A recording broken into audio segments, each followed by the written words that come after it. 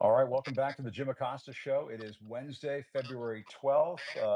It's another day that ends in Y in DC, and you can see on the bottom of the screen with all the folks who are joining in, and lots of hearts going in the direction of the great Charlie Sykes, who has his own podcast and very important presence here on Substack. I'm going to get his take on what's been happening here in Washington. Oh, have there been things happening? Yes, there have been lots of things happening, lots and lots of things we will discuss. But first, a few headlines. NBC reporting inflation is up. Inflation for so called core items, which includes volatile food and energy prices, this according to NBC, climbed 3.3% over the past 12 months, according to the Bureau of Labor Statistics. Of course, out on the campaign trail, Trump vowed time and again to lower prices for Americans. He said he would do that immediately after returning to the White House. That did not happen, but Trump earlier this morning, true to form, posted on his social media account Biden inflation up. And Trump and his allies have been signaling for days now that tackling inflation might take some time, you think, longer than what he promised out on the campaign trail. One other thing I want to point out before going to Charlie on the cabinet, on the Trump cabinet, the full Senate confirmed former Hawaii Congresswoman Tulsi Gabbard as the new director of national intelligence, largely along party lines. Kentucky Republican Senator Mitch McConnell voted against Gabbard's confirmation. The full Senate also advanced the nomination of Robert F. Kennedy Jr. to become the next Secretary of Health and Human Services. A final vote on Kennedy is expected Thursday. And so, Charlie, host of To the Contrary, great to see you. Thanks for coming on the Thank you. program. Lots of places where we could start, but I did want to start on inflation because there's Trump rhetoric and then there's reality, the reality that you and I live in, and you and I both know, we all knew all along that tackling inflation was not going to be something that Trump could solve by waving his MAGA magic wand, and here we are. This is a tough nut to crack. Well, it is a tough nut to crack because despite all the massive powers of the presidency, setting prices is not among them. And we could get into what Trump knew. Did he know that? I mean, this was low hanging fruit in the campaign.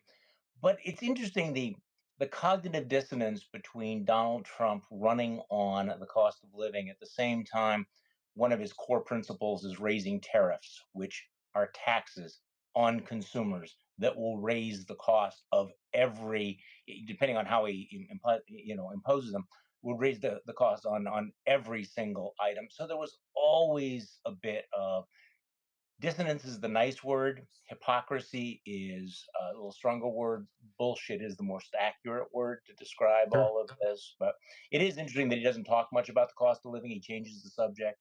And of course, we have today's headlines. Yeah, and I mean, he's calling on the Fed to lower interest rates, which of course the Fed is not going to want to do if inflation is still going up. And then there's the whole issue of the president of the United States pressuring the Fed to do anything. The markets aren't going to like that. The markets didn't like what took place today. And you're right on the issue of tariffs. I mean, I was going to mention this later, but I'll bring it in now. News from the heartland. Tariffs, will they be picking winners and losers? The Detroit Free Press reports that the CEO of Ford says that Trump's tariffs would blow a hole in the U.S. auto industry.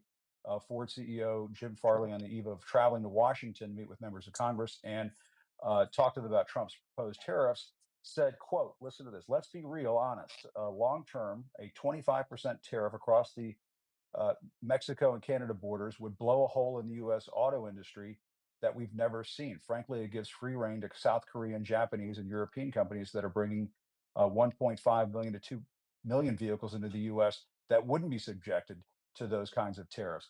I mean, Charlie, the unintended consequences of the tariff policy from Donald Trump knows no bounds. Okay, well, this is the key point: is the Yeah, unintended consequence. Downstream, what the yeah, effect that it will have on the supply chains. And this is the thing about Donald Trump. I mean, Donald yeah, Trump right now, he and Elon Musk are really enjoying breaking things, but they have no concept of what have actually broken or what those yeah. consequences will be. And the thing about Donald Trump has very few core values. There's very, very few things that he's really stuck on. And the tariff thing has been an obsession with him for decades. It's Decades. Yeah, interesting because there's so many people in the business community in the markets that keep saying, okay, we'll talk him out of it. He doesn't actually mean it, or it's a right. negotiating ploy. And yet, I guess my response would be, have you met Donald Trump? Do you understand how his mind works? And the Yeah. problem is that even the threats of the tariffs, I think, are going to have a long-term effect on our relationships with our allies, with Mexico and Yeah. Canada, whatever he does. And of course, it rattles the markets because Yeah. nobody knows, should you start stockpiling this, whatever. But again, tariffs are, to a man whose only tool is a hammer, everything looks like a nail. And this is Donald Trump's hammer. Yeah, and there's no question about it. He talks about it in ways that defy the facts and common Right. sense and logic. And you and I both know, Charlie. I mean, presidents have used tariffs in the past. Sure. Obama's used them. Trump's used them. Biden's used them. They can be used in ways that are surgical and Right. precise and go after certain industries. If China is abusing certain practices or dumping products in the U.S., Correct. that happened during the Obama administration. I remember President Obama going after the Chinese in that fashion. So you can't say you're anti-tariffs altogether. Right. They can be useful in some ways, but these blanket tariffs. And you talked about Canada. I mean, you and I both, I'm sure, have a lot of folks who listen to us up in Canada, and the Canadians are just hopping mad. As polite as they are, they're just as pissed off as they possibly can be right now at the United States because of Donald Trump. And I do want to get into Elon Musk, as you mentioned him, but the damage that is being done to these Right. strategic partnerships with our major allies, it's just extraordinary. Well, I mean, that's the problem of taking a hard line in negotiations. Is you may get what you're after, but the on the other side of the table, that person is going to adjust. And right now, Yeah, you have all of our allies looking at the United States and saying, "Are they a dependable partner? Can we ever trust them again?" And of yeah, course, the war with Canada up until 5 minutes ago was a South Park episode, and now it is the president. By the way, exactly. Jim, you used a phrase though that I think is very, very important for people to understand. Yeah, It's also the way Trump uses tariffs as he uses much of the rest of his power to pick winners and losers. yeah, Now, the only other person to be president non-consecutively was Grover Cleveland, and he had the opposite approach to tariffs. He called them the communism of pelf, which was great, the word for grift. And what he wow, said was basically these create a lever for people in government to pick which business they favor, which business they don't favor, yeah, hand out laurels.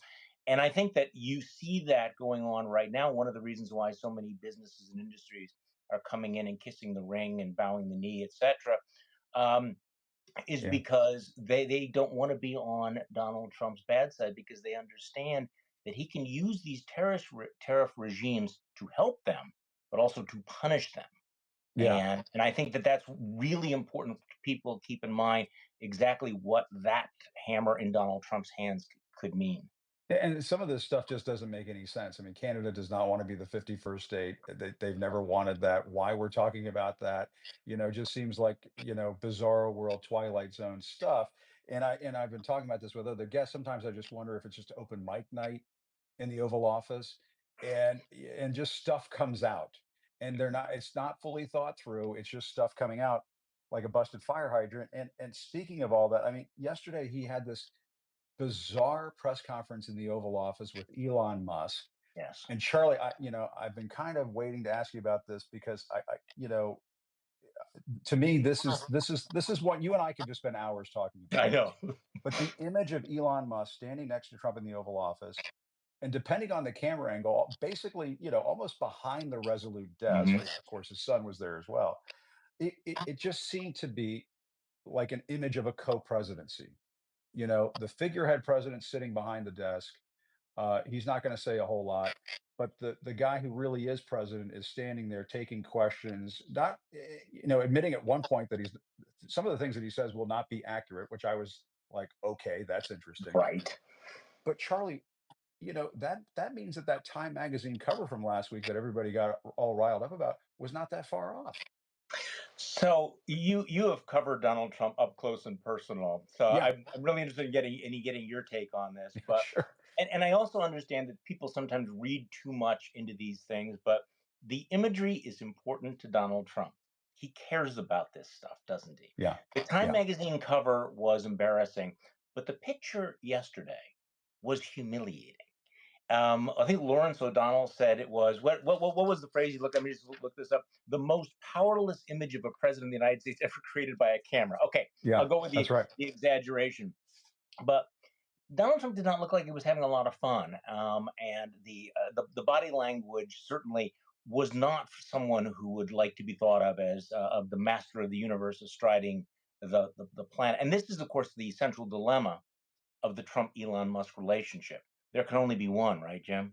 I That's mean, right. at some point, you put those two egos into a bag, and only one of them is going to emerge. But at this point, I think maybe it's dawning on Trump that it's not going to be easy to extricate himself from Elon Musk. He can That's fire right. anybody else, but it's a little bit tough with Elon Musk. So how do you solve Yeah. that problem? Yeah, and Charlie, you and I both know, because we're fairly long in the tooth, but that the image of the president of the United States matters. The image that is Yep. projected to the nation and Americans, but what's projected all over the world. The Reagan people were carefully, Yes. very conscious and in their choreography of Reagan riding the horse on his ranch in California and Yeah. so on. So much to the extent that, remember when George W. Bush came along, they tried to mirror some of that imagery with Crawford, Texas, and George W. Bush walking around Yeah. with the big belt buckle and cowboy boots and so on. Image makers, stage crafters of the presidency, they have been very conscious of this for decades. And so, why Trump, who is supposed to be this master of branding and imagery, would want Elon Musk with his dark MAGA hat and his boots and jeans, standing there in the Oval, almost lording over Trump. He's kind of lording over Trump, holding court. I agree. It almost felt like an incredible shrinking presidency kind of moment. Okay, so you're mentioning Yeah, that the other presidents have cared about the image they present, but has anyone cared absolutely. as much as Donald Trump? Has anyone is anyone Yes. as more as is anyone more thin-skinned than Donald Trump? And so again, how this plays out, I don't know, but I am wondering after this photo op took place and he left the Oval Office and he asked, who thought this was a good idea? How is this actually playing out there? And Yeah. again, this may seem trivial, but this is a deeply petty man. And Oh, yeah. any discussion of Donald Trump that does not take into account his ego, his narcissism, his thin skin, and his pettiness doesn't understand the man or the way that he governs as president of the United States. So this is That's not right. just a one-off And question. he thinks of the presidency as a TV show, as a Yes. continuation of his reality TV, Yes. stardom. And I remember covering him when he came back from Walter Reed when he had COVID, and he Yes. had that Evita moment on the Truman balcony. I described it as Covita Yeah. that day at the when I was covering him at the White House. And, he's always conscious of the cameras. He always wants them on. I've always been suspicious of this idea that they would kick the press out of the White House because how would he get the cameras into the Oval Office very quickly? You get his And own cameras. but it just seems to me, Charlie, uh, maybe it's that Trump has lost his step. He's just not there in the way that he was the first time around. And so I guess he's okay with Elon Musk kinda stealing his thunder and Mm. taking over. I just, I get what you're saying that at some point something's gotta give, but But I don't know I what. mean, but Yeah. he watches this stuff. He's addicted to coverage of himself.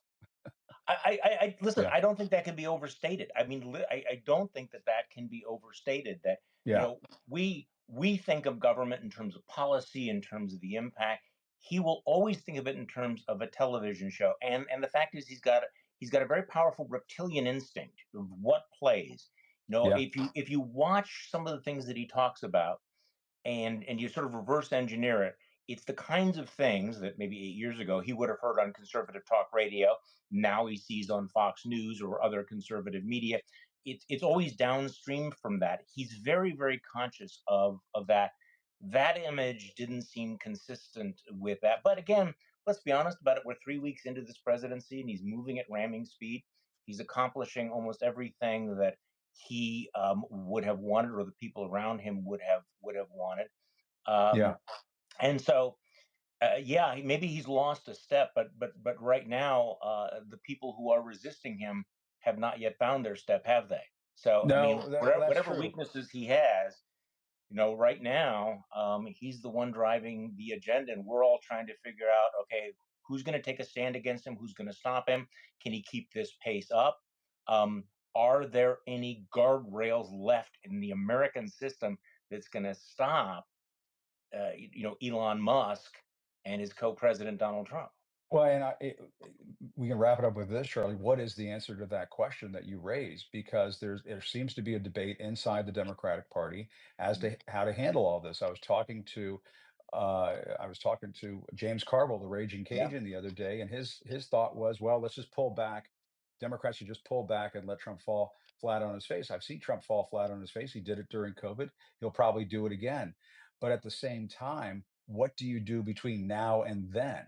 Do you just let the guardrails completely fly off the interstate and we all just go off into the ditch? To me, it seems uh, that there has to be some sort of pushback from the well, courts, of from the course. Democratic Party, because what one place you're not getting it is from inside the Republican Party. Mitch McConnell is the one guy who voted against Tulsi Gabbard. Mitch I mean, McConnell. extraordinary. Yeah, did you have that on your bingo card? I If did somebody would not have have told you 5, 10 years ago that Mitch McConnell would be the only Republican senator to stand up it. against the Putin asset being put in charge of our intelligence agency, Mitch Unreal. It's McConnell, unreal. not Lisa Murkowski, Mitch McConnell. It's Well, he's all out of unreal. touch. He's It's all out of unreal. touch. And I know you used to be a conservative talk show host, Yeah. used to call yourself a Republican. This is not the Republican Party of John McCain and Mitt Romney and George W. Bush. It's gone, and it's just so damn sad. And it's not going to come back. So let's go back to Yeah, the Democrats. yeah, Look, of yeah. course they need to push back. Of course they need to resist. They have limited tools to do it legislatively. But I would say this: number one, there is no reason for any Democratic senator to vote to confirm any member of this administration, any of them. If the Republicans want, this group of misfit toys, this wretched hive, then fine, let them have it. They don't deserve any votes. Um, the Democrats do not need to bail Trump out on any of these issues. But also, I think it's important that the Democrats understand that their role right now is they have to be communicators. They have to raise these issues every single day and they have to ask themselves, all right, we said during the campaign that Donald Trump posed an existential threat to democracy. Did we mean it? We said that Yeah, Donald Trump posed a threat to the rule of law. Did we mean it? If we did, how are we going to act? Or are we just going to go through the rituals as if this is all normal, normal, normal, which it is not?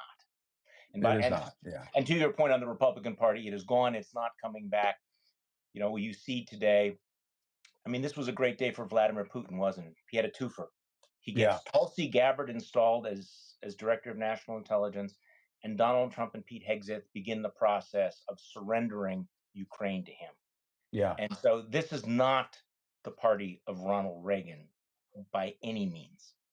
That's right. No, this is no tear down this wall Nope. type of moment. Charlie Sykes, great to talk to you. I wish we could just keep going.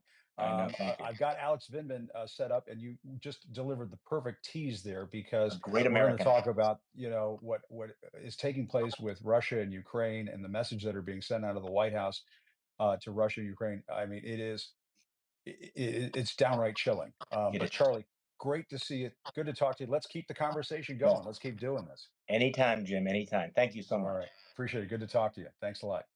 That's the great Charlie Sykes.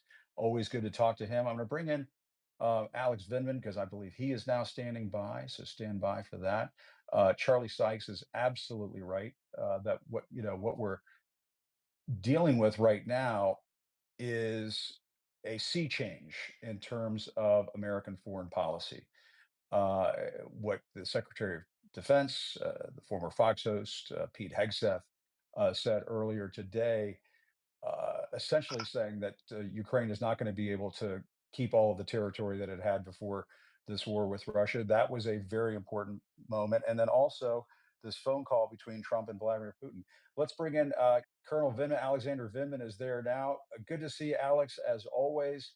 And I was just talking with Charlie Sykes about this, and this big twofer uh, that uh, that Vladimir Putin pulled off today you have Pete Hegseth signaling that, well, Ukraine, I'm sorry, you're just not going to be able to keep all the territory that you wanted. But this is what the Washington Post reported today. Trump spoke by phone on Wednesday with Vladimir Putin in their first publicized call since Trump returned to the White House, breaking a years-long silence between the Oval Office and the Kremlin. Post goes on to say the call, which the Kremlin said lasted nearly 90 minutes, came the same day that Defense Secretary Pete Hegseth told NATO allies that Ukraine's stated goal of reclaiming its full internationally recognized territory was, quote, unrealistic, and offered a first outline of the Trump administration's a vision, I should say, for a peace deal. Alex, your thoughts? What do you think about what we have seen today? And there's this prisoner exchange we have to talk about as well. But your thoughts on this Yeah. news on Ukraine? So I think this is where you have good intentions or intentions running afoul of Trump. If we rewind back the clock, maybe 48 hours, you have Marco Rubio talking about going to the Munich Security Conference. This is a global premier international security conference, way larger than European issues. It's global Right. issues, and he bills it as him going there to advance the cause of ending the Russia-Ukraine war. This was supposed to be the centerpiece. Now, mind you, this war should have been over. What, according to Trump, should have been over before he was inaugurated, the day of the inauguration, Right. Right. Yeah. days ago. That all that was kind of a pipe dream, really empty, hollow promises that sounded pleasing to folks that he would be the peacemaker. Instead, we see belligerence, whether that's threatening Panama, Greenland, all sorts of different things. But let's just go to the professionals that are trying to manage U.S. national security, like Marco Rubio or not. He's practiced. He's a senator. He was on Sure. the Foreign Relations Committee. He went there with the intention of advancing the cause um, of ending the war. You also have Mike Waltz, the former congressman, former special forces colonel, that Yep. now the national security advisor, again saying that there is going to be a full court press to end the war. What do we have instead? We have Pete Hegseth potentially going cowboy, talking as if he's basically a Fox News commentator, spouting off the cuff, maybe coordinated, likely not coordinated, laying out a policy in which basically decades of U.S. Efforts to hem in Russian malign influence, that's kind of hybrid warfare and outright military aggression, kind of get undone. How does he do this? Because Yeah. he says two things. He says no prospect of Ukraine joining NATO, which is overturns policy that we've had since 2008, since the NATO Bucharest summit. In certain ways, that desire by the Ukrainians and the Georgians to join NATO to protect themselves against Russia in certain regards may have triggered Russia's military aggression back in 2008 against first Georgia and then ultimately against Ukraine for more Yeah. than 10 years. So he says no to Ukraine and NATO. Big problem. That was may have been just a faux pas from the Right. He Secretary of ruled Navy. out NATO membership. He Yeah. ruled Well, out NATO so membership and sought to place the bulk of the burden for defending Ukraine on Europe. That's yeah. according to the Washington Post on his comments. That's true. Stunning. I mean, I read the same things. I heard the same things. The problem is that it seems uncoordinated to me. It seems Yeah. so at odds with what was coming out. This just is Trumpism, kind of almost at its best or worst again. Taking an established policy, Rubio wants to end the war on terms that serve U.S. national security interests, stabilize Europe, put off Russia, and Mike Waltz says the same thing, and then you have it run headlong into chaos. So that's one thing. The other thing that he mentions is no Ukraine and NATO. He also undermines this basic notion of protecting the sovereignty and territorial integrity of nations. This idea Yeah. that countries cannot attack their neighbors and benefit from them. In the same conversation, he says that Ukraine is going to have to give it up. Now, that kind of Yeah. rumination using is fine if you're, a Fox 5 host, but if you're Yeah. the Secretary of Defense, it sounds like policy. So It what he's sounds like doing is, policy. yeah, he's It sounds rewarding, like policy. And yeah, that's what I'm wondering, Alex, is if what we're seeing, what we're witnessing right now yeah, is the beginning of a major change of US foreign policy as it relates to yeah, Ukraine. and whether we're going to see essentially the Trump administration, Donald Trump, Pete Hegseth, Marco Rubio, forcing Ukraine to give up Yep. territory for peace. And you and I both, we've both talked about this before. Yep. Where is the incentive structure to tell Vladimir Putin, don't do this again? Putin Yep. could take that deal, take the territory, and then 6 months to a year now, 2 years from now, want to take even more and say, well, I, Two, I got away with it the first time. yeah, two critical points here. First of all, this is not just about Ukraine. This is about U.S. national security. Yeah. This is basically sending the message that strong states could play on the weak, absorb some costs, some sanctions, get have hundreds of thousands of their soldiers killed, but end out coming ahead with military aggression and taking territory. This is much bigger. This is now the NATO countries, especially the eastern flank, are terrified because the Yeah. message has been sent really emboldening Putin's aggression. And the same pattern that we've seen, certainly, for the last 20 years since Putin's in place, constantly bending over backwards, putting Russia first, like everything that we can do to accommodate Russia, even if it harms our own national security. That's the first thing. The second Yeah. thing that should be clear is that this does not in any way advance the cause of ending the war. What you'll have is Ukraine bending over backwards right now to do what they can to try to see if they can get the US on sides, to Yeah. try to see if there's something to do to add some rationality to this approach. But eventually they're going to give up. They're going to say, what's the point? The US is planning Yeah. on cutting off support. That doesn't by itself, frankly, cause the war to end on Russia's terms. Ukraine has the wherewithal to fight. The Europeans are still there. The Ukrainians are holding their own. Would the Yes, Ukrainians go there? Would they go it alone, along with the Europeans, and absolutely. say, "Hey, sorry, United States, we'll see you in 4 years"? Is that possible? Or as long as they can. I don't know if they Yeah. have the means to last 4 years, but they Yeah. would not. That's at least 6 months of the Ukrainians not relenting, doubling down. The U.S. losing all influence over Ukraine and having no influence to speak of in Russia. Because let's be clear, Putin is not the least bit accommodating to the U.S. wishes. He's going to grab all he can and bank it, and then advance his position, and that's it. So what you have is a situation in which the U.S. has no influence in Russia, will lose influence in Ukraine. Ukraine will go it alone with European support, but in Wow. a scenario where Ukraine is potentially weaker in certain regards. We should be clear about one other portion of this. There's a false narrative that Russia, as if the U.S. is out, the Russians win. That is not. It's not that simple. The simple Interesting. fact is that the Russians are under enormous pressure themselves. They're taking 1,500 casualties a day, killed and wounded. Their economy is teetering. There is a scenario in which the U.S. gives them a lifeline, alleviates sanctions, and makes it easier for them. But right now, it is very, very precarious. So what their Russians are hoping for is they're hoping for a highly successful bluff. They're hoping for a scenario in which they could convince the U.S. to alleviate sanctions on them, Right.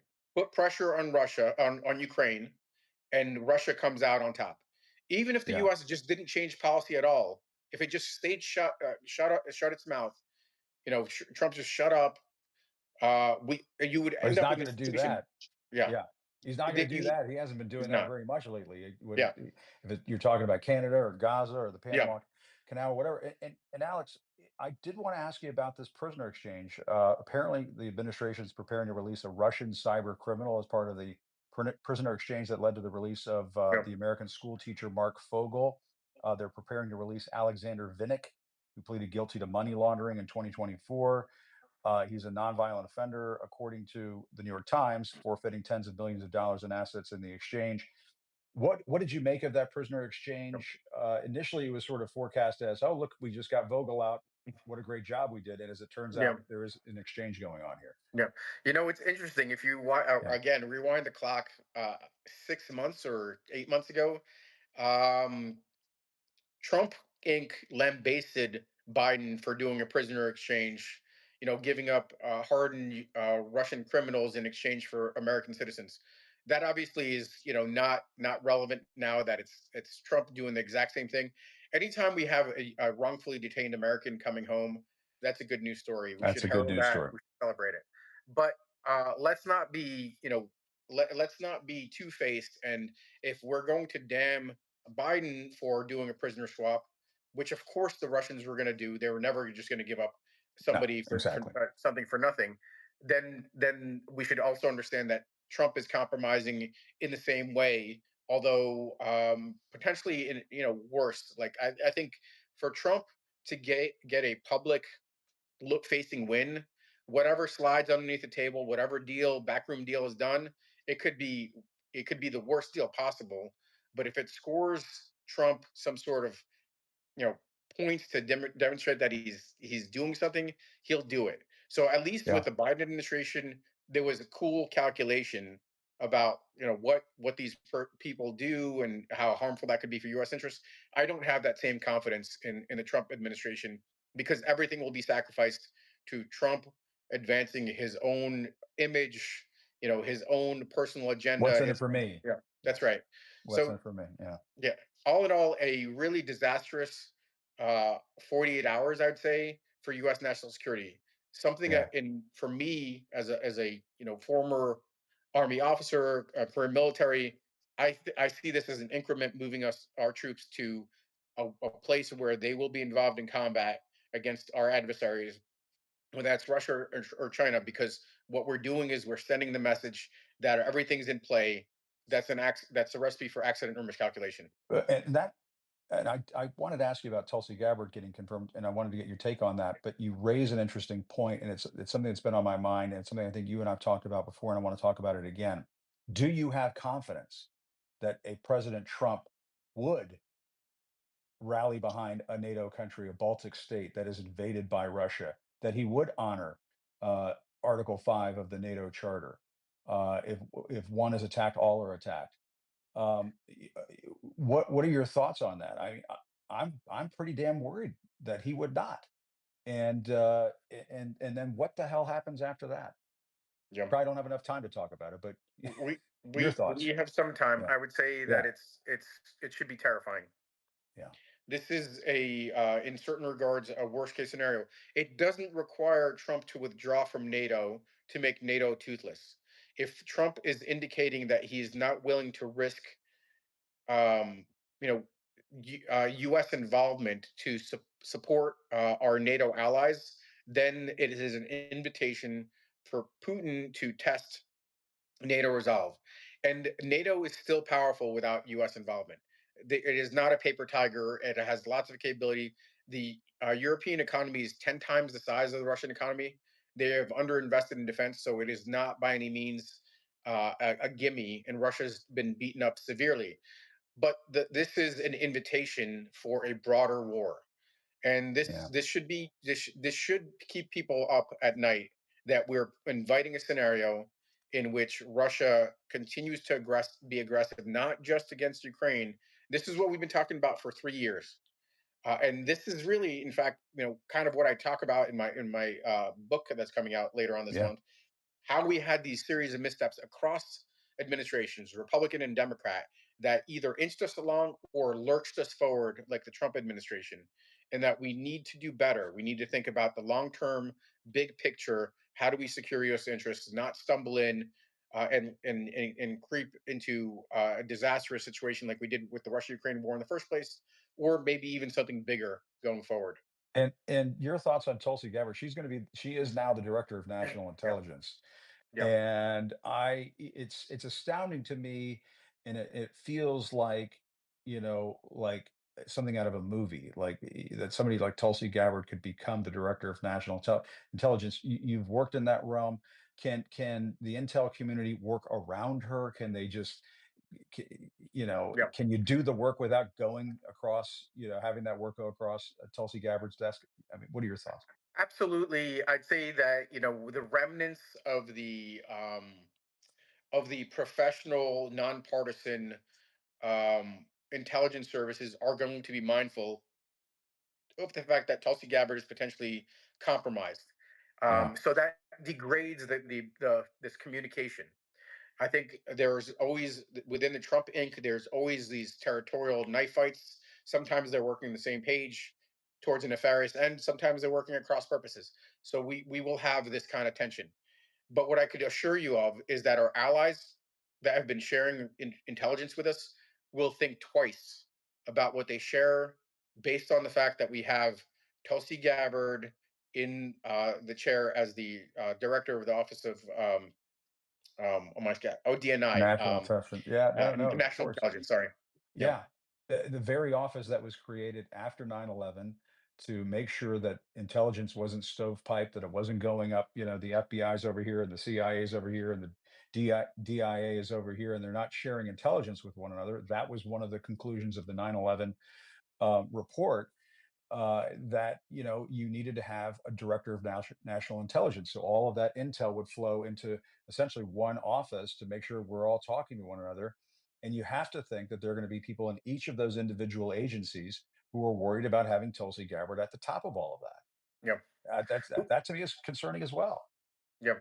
Who's going to want to give up their sources and methods when we have a president that mishandles classified, that shares, the various operational activities that the Israelis are undertaking, if you recall that happening during Trump's term, or now a compromised ODNI that has ties with Russia that are unclear, or Syria that are unclear at best, or maybe in their calculations Yeah, truly compromised. So it's a dangerous situation. We really have. It's a shocking how many of Trump's cabinet secretaries that are wholly unqualified are making it through. We have it's RFK up next, incredible. that is going to compromise U.S. health, our ability to stay ahead with regards to biomedical research long term, or frankly, our health and safety with regards to vaccines. And Kash Patel, God forbid, that guy gets through as the director of, will be the director of retribution for the Trump administration. That hand will not just fall on Yeah, Democratic opponents; it'll be a falling on Republicans that don't toe the line also. So some pretty, about as bad as I was imagining it was going to get, but it's going to get worse. yeah, yeah. A lot of folks have been describing it as an idiocracy. I think it's a vengeanceocracy. In many ways, it's about carrying out Trump's pledge, and we talked about some of the promises he hasn't kept since coming into office. But he is going to keep the promise of being the president of retribution. He campaigned on that during the campaign. I think he's going to do it in the Oval Office as well. Alex Vindman, great to see you as always. Thank you very much. Thank you. Really good to talk to you. We'll talk again Awesome. soon as well, I'm sure. Thanks a lot, Alex. Definitely. Good to talk to you. Thanks. All right. Bye, Jim. Thank you. Bye bye. And so, I did want to conclude and my thanks to Charlie Sykes and Alex Vindman. I mean, they're both excellent. Remember when Barack Obama used to call Bill Clinton the explainer in chief? I think Charlie Sykes and Alex Vindman are kind of cut from the same cloth. They just speak in real talk, and they can explain very complicated, very worrisome topics in ways that we can all understand. I'm very thankful to both of them. I do want to mention a couple of things, and I'm going to call this is a different segment that maybe we'll do from time to time. I'm calling it From the Dear Leader Files. The Washington Post reporting this: the Kennedy Center Board of Trustees voted Wednesday to install President Trump as chairman of the board of the Kennedy Center here in Washington, cementing the plan that Trump announced Friday to overhaul the storied arts institution with him at the helm. This is out of the Washington Post. You can't make this stuff up. Maybe he'll do a one-man show. He'll take the Oval Office show on the road, and perhaps maybe Broadway will be after that. I don't know. But, to me, what are we doing here in Washington? What are we doing when Donald Trump is the chairman of the board of the Kennedy Center? I mean, first of all, I thought the chairman of the board was Frank Sinatra, but putting that to the side, Donald Trump, the chairman of the board of the Kennedy Center, sounds like something from a dystopian play that would be featured at the Kennedy Center. It doesn't make any sense. The other thing that I have to mention before I let everybody go, um, another episode from the Dear Leader Files. The president of the United States should not be in the business of punishing news organizations for refusing to be red pilled. Um, Let me tell you what I'm talking about here. The Associated Press reporting the White House blocked one of the AP's journalists from an event in the Oval Office on Tuesday after demanding that the news organization alter its style on the Gulf of Mexico, which Trump has ordered to be renamed the Gulf of America. Basically, they kicked out a reporter from the AP out of the Oval Office, wouldn't let them into an event because they refuse, because the AP is going to continue to call the Gulf of Mexico by its name, the Gulf of Mexico. It is not the Gulf of America. It's only the Gulf of America if you surrender yourself to Trump's warped imagination that he can just go around and look at things on a map and rename them in his honor or in the honor of what he sees fit. It's goofy, it's nutty, and to me, it's kind of like the National Geographic being kidnapped by the My Pillow guy. We're not going to call the Gulf of Mexico the Gulf of America. We're just not going to do it. And I think my hat's off to anybody in the press. And here's Duke now. Duke's coming in. He's not going to call it the Gulf of America. We love America. We love America. I got George Washington over here. I got the Statue of Liberty over here. I got Greg the Plant right there. We love America. That's not in dispute here. The dispute is over whether we're going to just surrender ourselves to the warped imagination of the man in the Oval Office. We are just not going to do that. We're not going to call Washington D.C. the Emerald City. This is wicked stuff, y'all. Wicked stuff. And finally here, just wanted to encourage folks to take a look at my Substack post today. It's on another topic, the epidemic of mass shootings in this country, and one father's determination to keep his son's story alive. It's the story of Guac, who is Joaquin Oliver, and his father, my friend Manny Oliver. Manny puts on a one-man show here in Washington about the death of his son, Joaquin, who died in the Parkland school shooting on Valentine's Day of 2018. That anniversary, that terrible, tragic anniversary, is coming up on Friday. Please take a look at that post. And if you're in Washington, please go see Manny's show. Manny's show may be coming to a community near you. If it is coming to a community near you, take a look at that as well. It's a must see. In the meantime, still reporting from Washington with Duke right here. He wants to play. He just brought me his toy. There you go, Duke. Go get it. On behalf of Dookie Acosta, on behalf of Greg the Plant, I'm Jim Acosta. Thanks for watching. Take care, everybody.